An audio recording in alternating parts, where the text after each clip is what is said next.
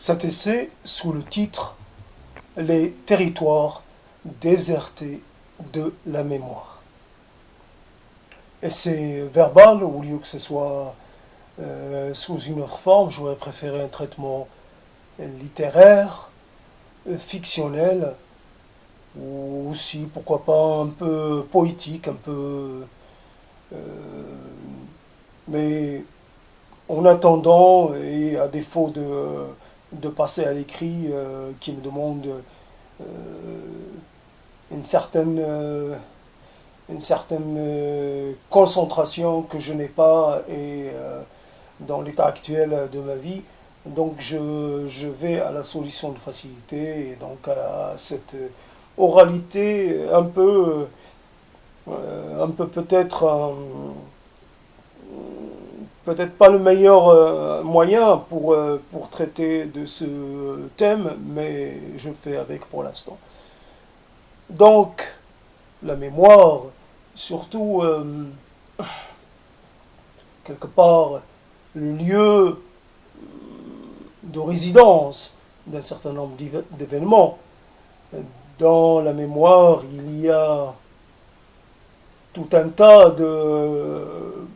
d'accumulation, voilà, accumulation d'événements majeurs, d'événements moins majeurs, d'événements traumatisants, d'événements heureux tout court.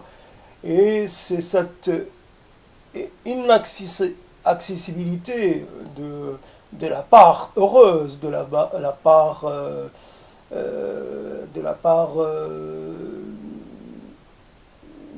part la belle part de la mémoire qui fait que je peux appeler cela un désert. Donc j'ai des territoires désertés, des territoires oubliés, des territoires qui deviennent infréquentables. Et donc je suis en quelque sorte victime où je véhicule une amnésie parce que obligé. Cette tendance à cultiver, à pratiquer l'amnésie est interpellante. Telle scène première qui symbolise une certaine image d'un bonheur familial c'est ce qui vient en premier, le bonheur familial, quand à l'occasion d'une réunion ou à l'occasion d'une réunion ordinaire ou d'une réunion en rapport avec un événement festif, nous avons ce type de référence mémorielle, ce type de scène, et à chacun sa scène, et ou ses scènes, puisque souvent c'est plusieurs moments, mais il y a un élément de perturbation qui vient interférer et qui nous empêche d'habiter de nouveau, à chaque fois qu'on le voudrait, ces instants.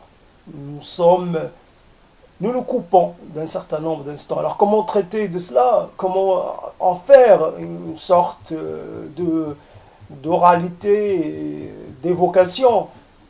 Et il est évident que j'ai des sortes d'automatismes d'écriture que je ne trouve pas dans l'oralité. J'ai tendance plutôt dans l'oralité à analyser, alors que au niveau de l'écrit, je fais plus un peu dans une certaine broderie, une certaine, comment dire, je sculpte les scènes avec des mots, j'essaie de créer des formes, alors que là, c'est beaucoup moins, il s'agit beaucoup moins de création que de réutilisation d'un certain nombre d'éléments déjà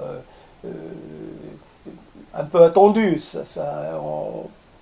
On a beau choisir un thème et en fait on utilise un peu, on réutilise, on fait du réemploi un certain nombre de phrases, d'approches tout à fait bien classiques sans cela. Donc une scène, à vous de faire l'effort le titre ou la thématique, elle est pour vous aussi, à vous de choisir vos propres moments, vos propres territoires, vos propres déserts, et vous voyez euh, quelle, est, quelle étendue ils ont, voir un peu ce qu'ils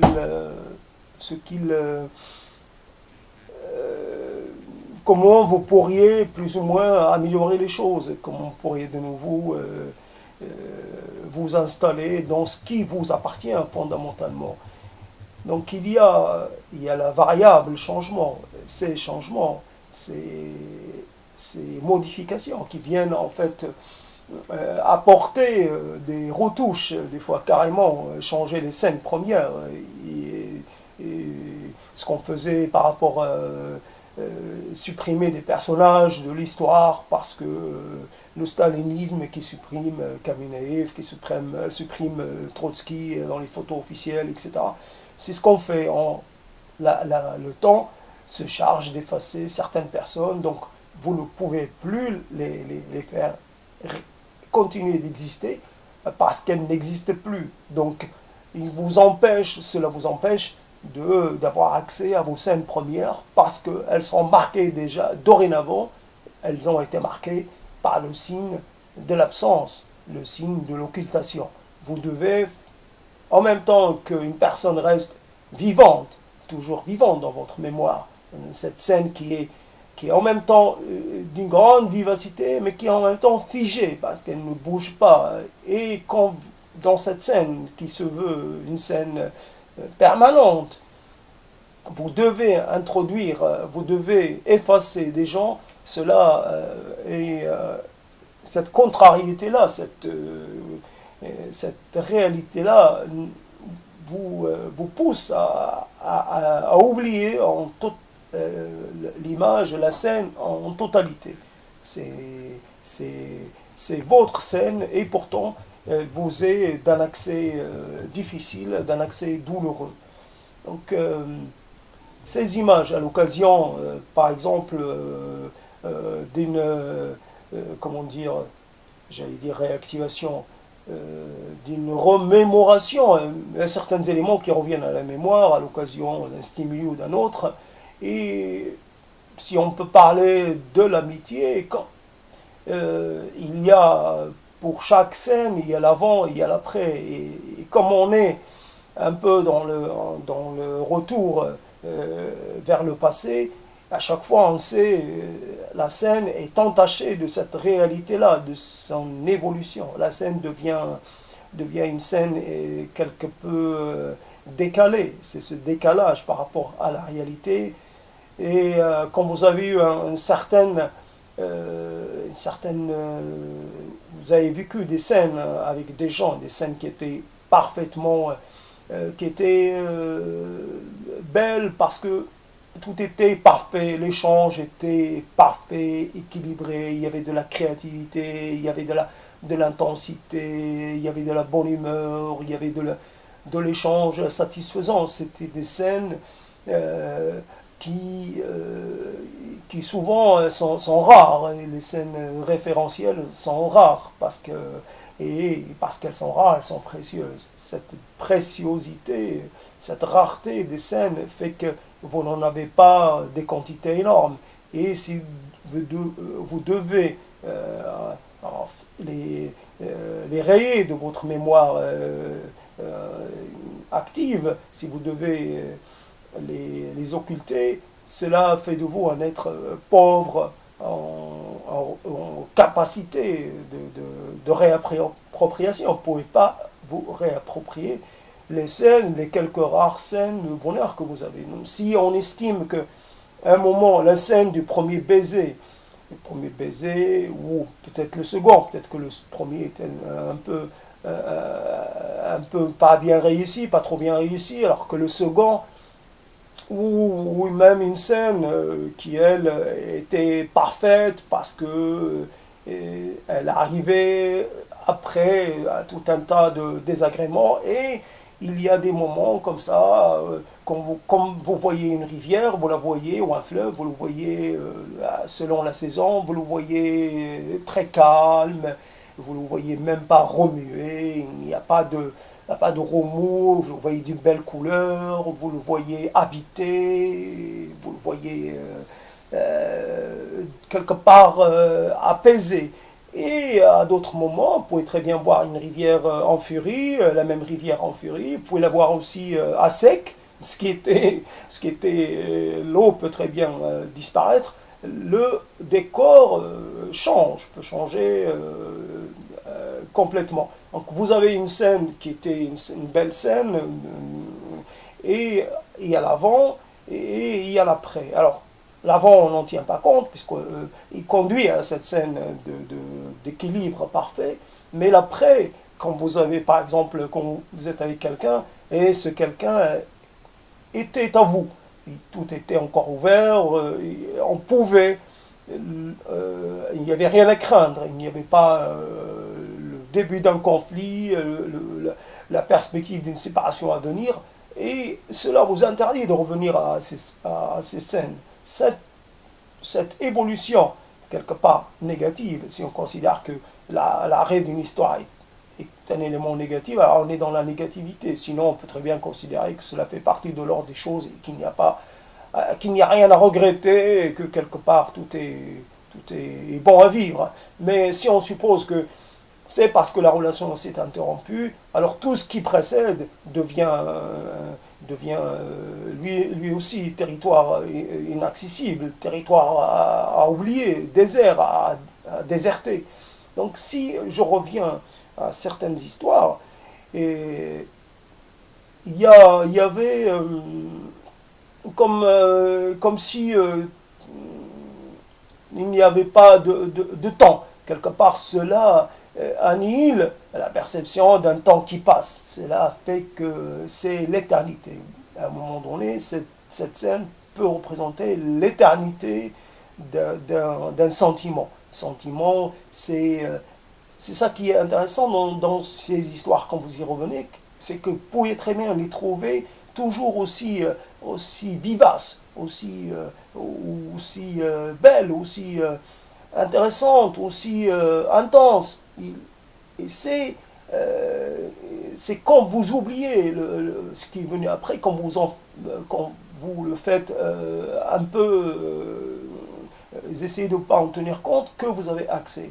Et évidemment, c'est dans l'ordre de l'intime. Tout cela est quel rapport avec l'intime.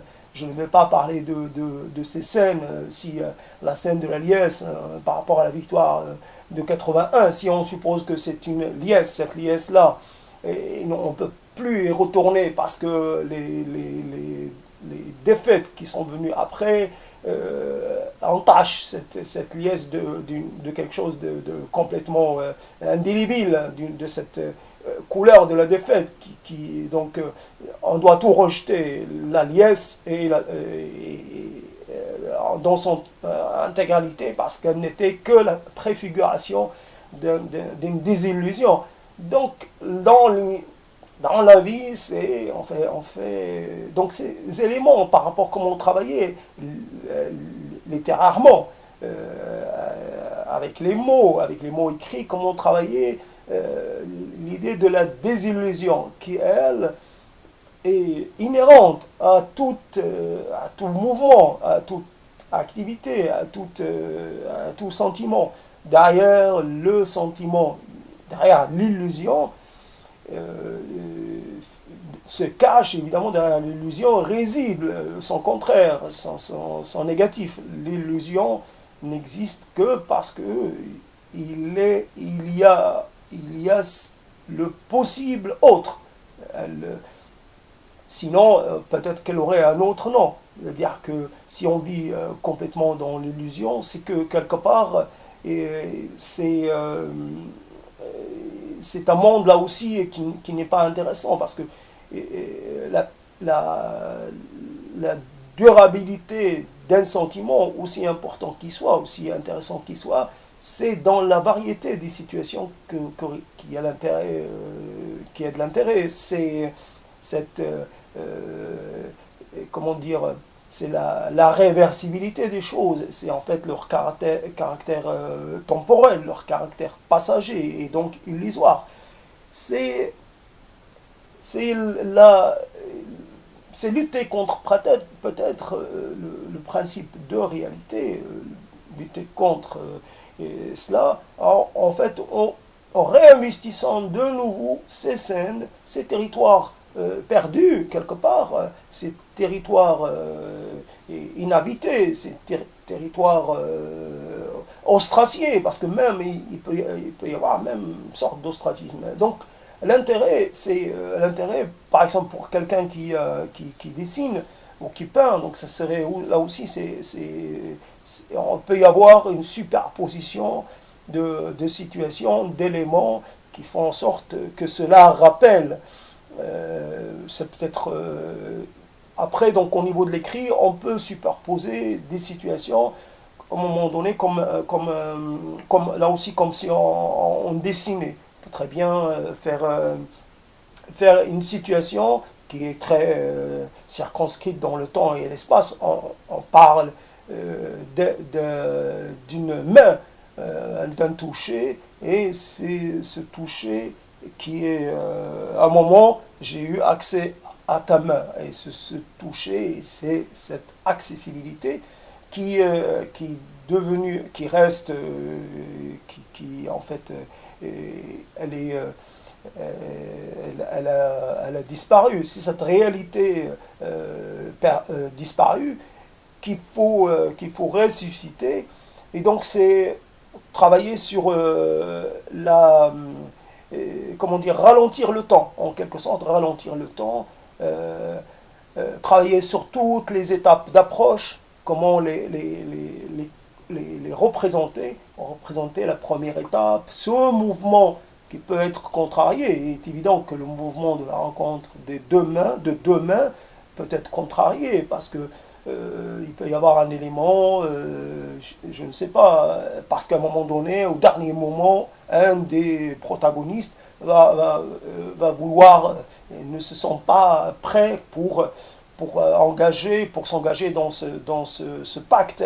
Et donc, il peut y avoir un recul, il peut y avoir aussi un simple effet, la personne la transpirer des mains, des choses comme ça, très terre à terre. Il peut y avoir aussi un élément comme ça.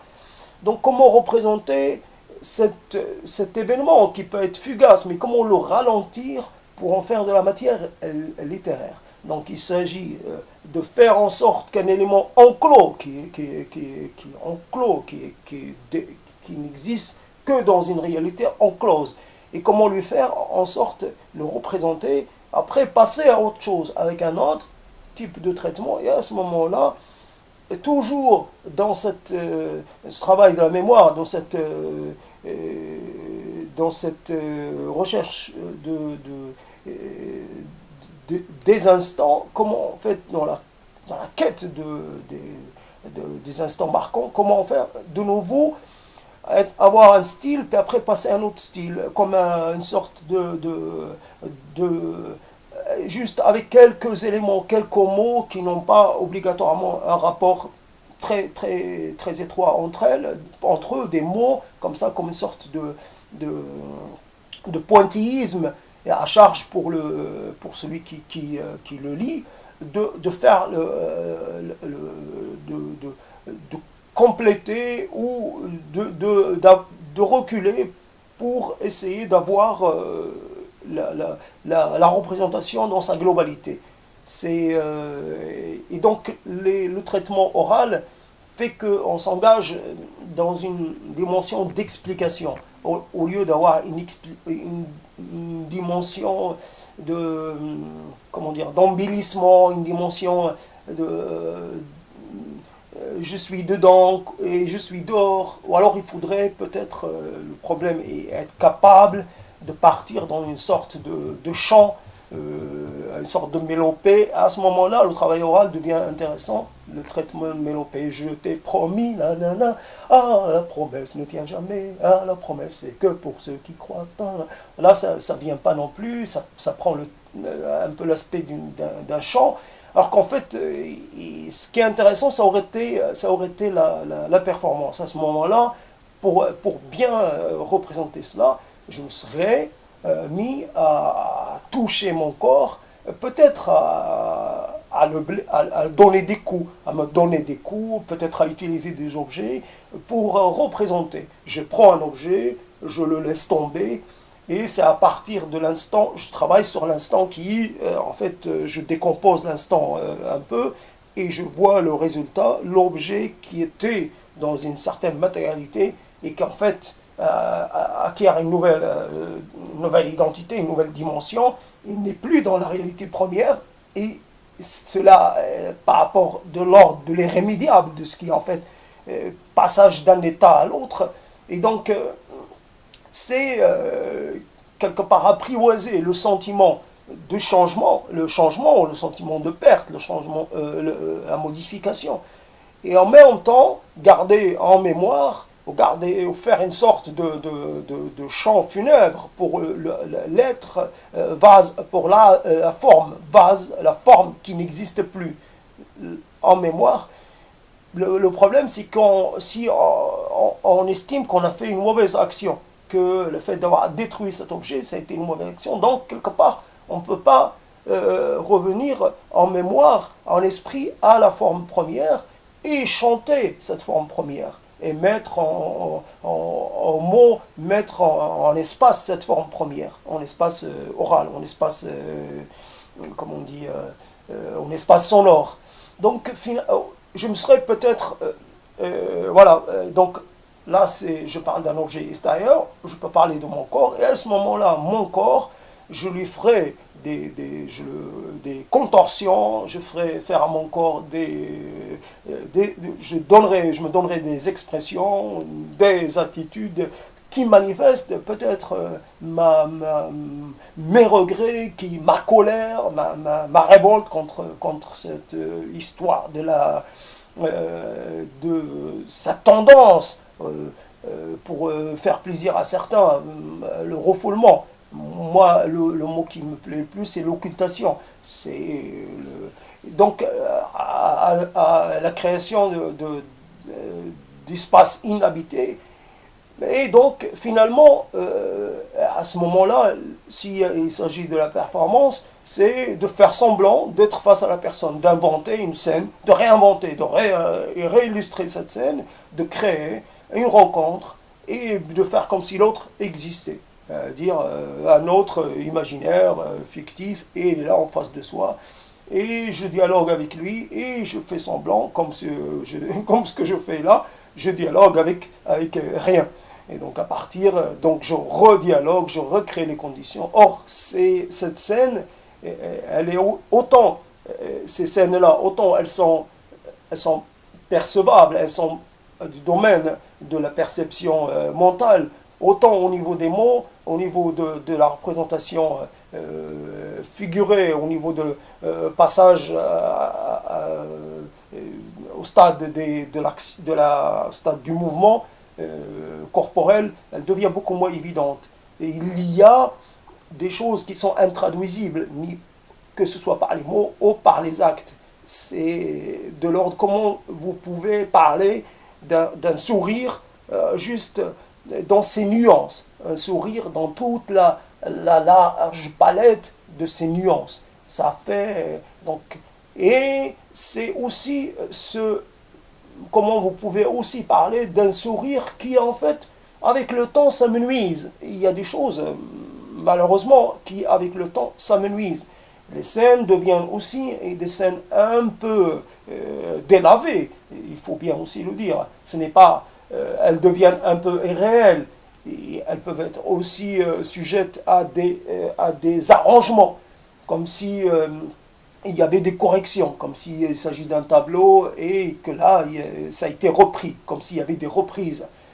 Dans la reprise, il peut y avoir des bonnes et des mauvaises reprises. On peut très bien, donc des scènes qu'on croit avoir vécues, et il y a les éléments qu'on y a introduits et qui n'étaient pas dans le tableau originel.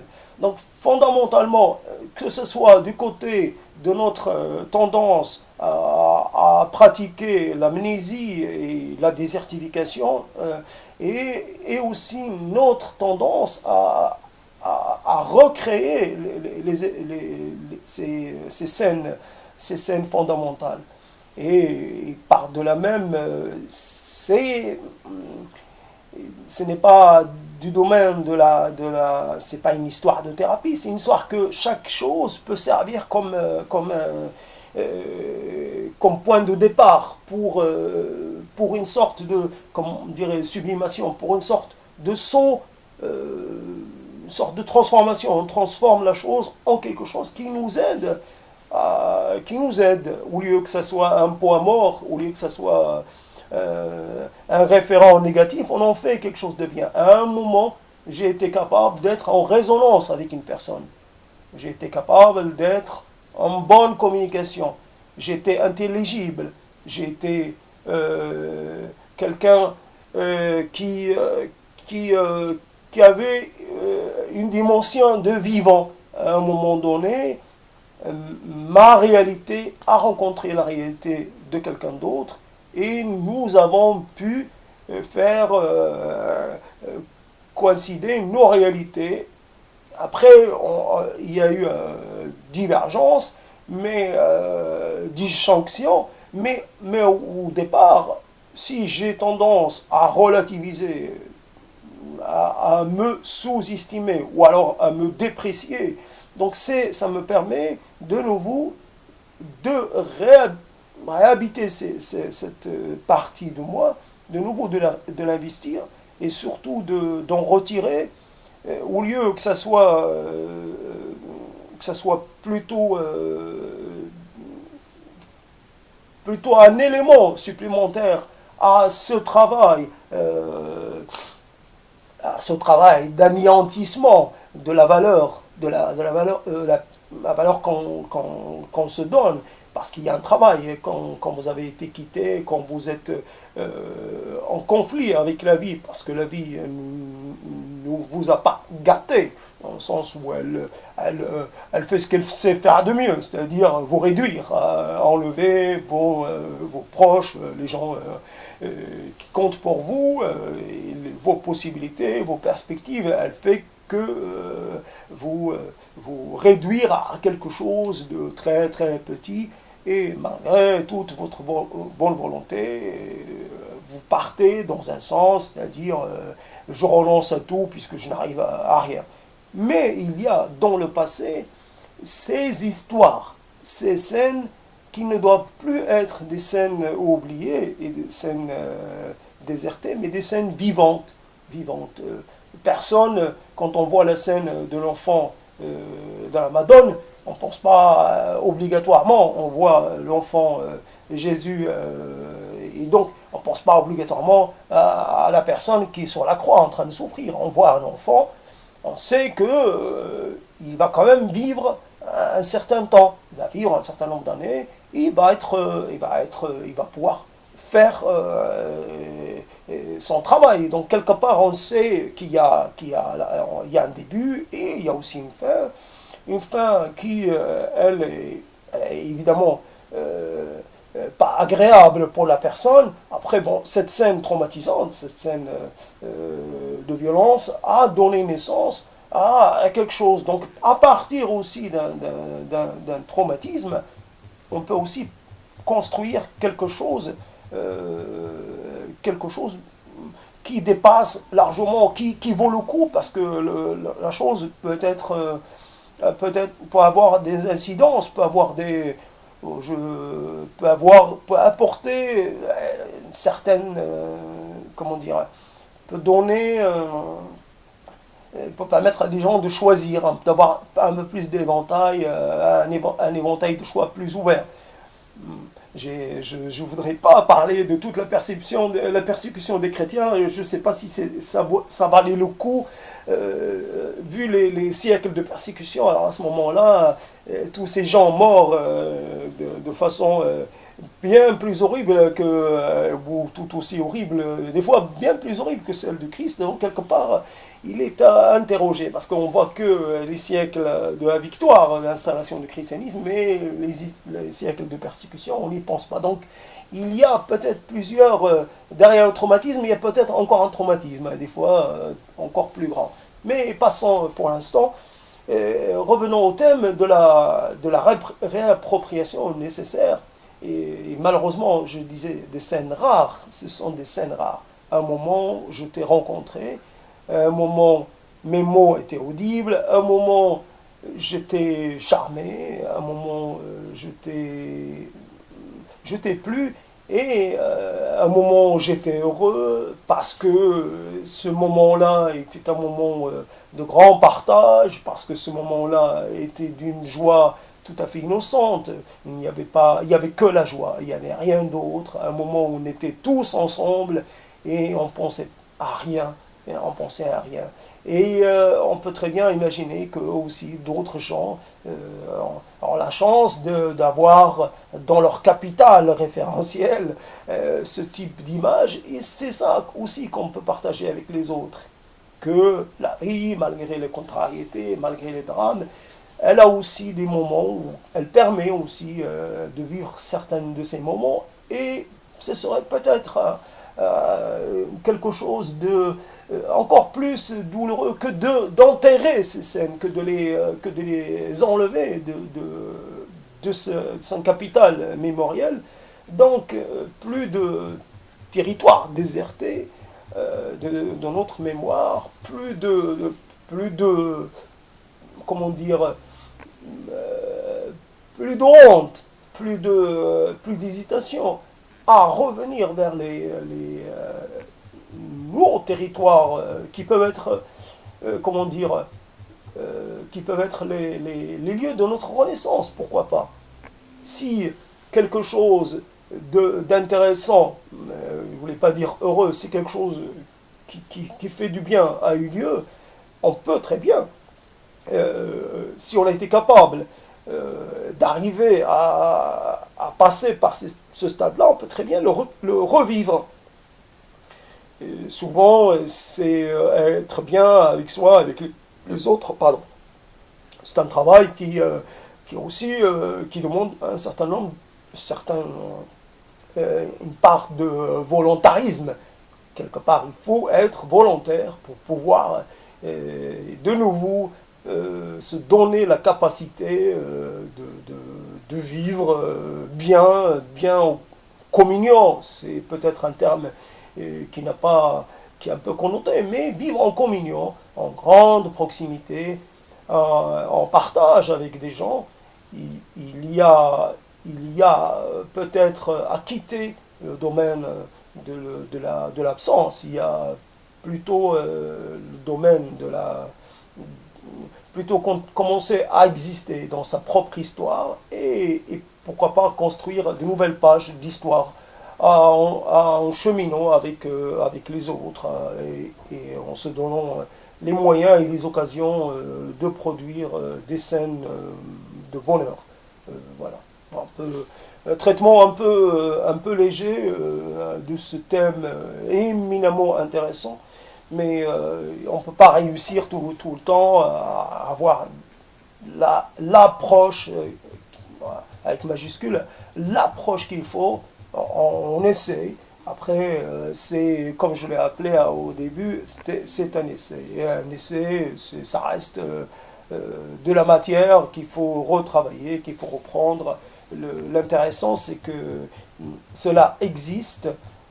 On peut changer le titre, on peut changer le truc, mais quelque part, c'est à travers ces titres ou à travers ces thèmes, c'est de réveiller aussi l'intérêt des autres, parce que chacun pratique, chacun effectivement a son lot de ces histoires oubliées, ces scènes désertées, et qu'il faut qu'on arrive tous ensemble, soit à travers la fiction, soit à travers ce type de récit, ce type de paroles, à de nouveau nous réinstaller dans le domaine, dans notre passé, dans ce qu'il a d'intéressant à offrir, dans ce qu'il a de réjouissant à offrir.